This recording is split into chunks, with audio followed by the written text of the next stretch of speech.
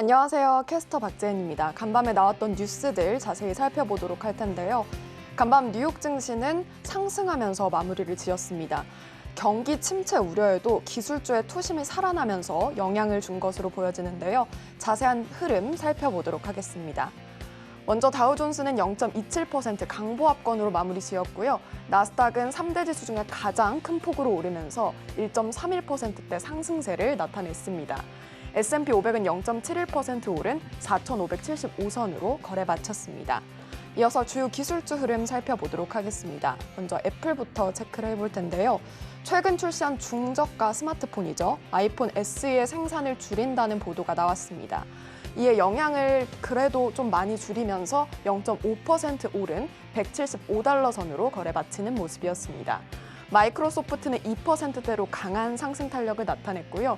구글의 모기업은 알파벳 A는 0.15% 조정받는 모습이 포착이 됐습니다. 이어서 살펴보도록 하겠습니다. 네, 먼저 아마존은 2.56%대 급등을 하면서 3,379달러 선으로 거래 마치는 모습이었고요. 테슬라가 무려 8%대 급등 양상을 펼치는 모습이었습니다. 2년 만에 주식 분할을 추진한다는 소식에 급등한 것으로 보여지고요. 1,091달러 선으로 거래 마쳤습니다. 엔비디아는 1.9% 오르면서 282달러 선으로 거래 마치는 모습이었습니다. 다음 장도 살펴보도록 하겠습니다.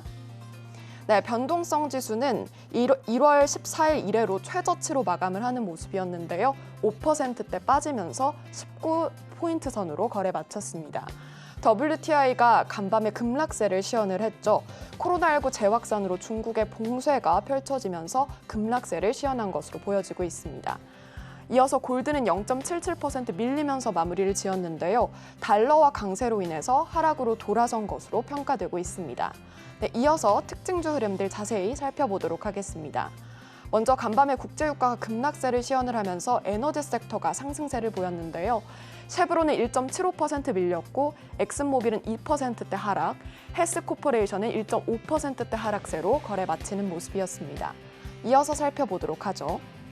코인베이스 글로벌 살펴볼 텐데요. 7%대 급등 양상으로 마무리 지었습니다. 브라질 가상화폐 거래소의 모회사인 2TM을 인수하는 거래가 성사되기 직전이라는 기사가 나왔고요. 이에 따라서 움직이는 모습이 포착이 됐습니다. 다음은 AMC 엔터테인먼트 보겠습니다. 무려 44%나 급등 양상을 펼쳤는데요. 금과 은의 채굴 기업을 투자할 것이다 라고 소식이 들려왔고 영화관과 무관한 사업 투자가 이어질 것이다 라고 보여지고 있습니다. 이에 따라서 투심이 살아나는 모습이 포착이 됐습니다. 이어서 살펴보도록 하죠. 우버 테크놀로지스 볼 텐데요. 2%대 상승 탄력으로 마무리 짓는 모습이었습니다. 런던에서 30개월 영업 허가가 이루어진 점 확인해 보시면 좋을 것 같습니다. 네, 이렇게 특징주 흐름까지 살펴봤고요. 간밤에 나왔던 따끈따끈한 뉴스들 하나하나 살펴보도록 하겠습니다. 네, 첫 번째 기사부터 살펴볼 텐데요. 최근 연준이 빠른 긴축을 시사한 가운데 경제학자가 이에 대해서 경고하는 멘트를 내놨습니다. 자세히 들여다보도록 하죠. L. Arian warns of cost of living crisis, says Fed rate hikes could cause recession. 네, 경제학자 L. 에리언은 현재 상황을 물가 위기라고 일컬으면서 연준의 금리 인상이 침체의 원인이 될 수 있다고 분석을 했는데요. 자세한 내용을 좀 살펴보면은 L. 에리언은 CNBC 인터뷰에서 이런 내용을 밝혔습니다. 특히나 the bond market believes inflation is too high, the Fed is well behind the curve, and the Fed risks pushing the economy into recession as it tries to catch up 이라고 밝히면서 최근에 채권 시장은 인플레이션이 너무 높고 또 연준의 대처가 너무 늦으며 연준이 이를 따라잡으려 하면서 경제 침체를 부추길 위험이 있다라고 강조를 한 겁니다. 또 실제로 일부 지표가 경제 침체 위험이 커지고 있음을 시사하기도 하는데요. 일부 단기 국채 수익률이 장기 국채 수익률을 앞지르는 모습을 보였기 때문입니다. 예를 들어 3년물 국채 수익률은 월요일 장중 한때 10년물과 30년물 국채 수익률을 앞지르는 모습이 나타나기도 했죠.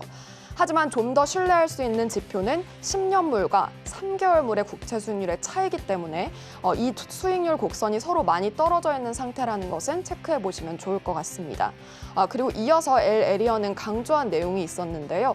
자세히 좀 들여다보시면은 That's what we are looking at for the next 3 quarters where the consumer is going to be hit hard by inflation.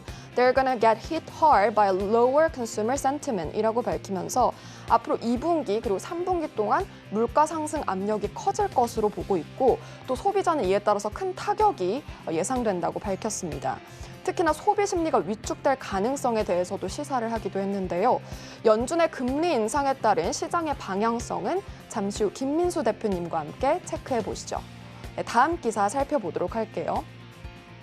최근 코로나19 재확산으로 인해서 중국이 봉쇄에 들어간 것을 확인할 수 있었는데 미국도 상황이 심상치 않습니다. 자세한 기사 내용 보죠. BA2 subvariant has led to spike in new COVID-19 cases in some US states. 네, 최근에 오미크론의 하위 변이 바이러스죠. BA2가 미국 내에서 급증을 하고 있다는 소식입니다. 자세한 내용을 들여다보도록 할 텐데요. 뉴욕 타임즈에 따르면 미국은 지난 2주 동안 북동부 그리고 남부주에서 BA2 수치가 계속해서 증가했다고 밝혔습니다. 또 뉴욕주, 코네티컷주 그리고 아칸소주까지 20% 이상의 증가세를 보이기도 했는데요. 자세한 표를 좀 살펴보면서 상황을 설명해 드리도록 하겠습니다.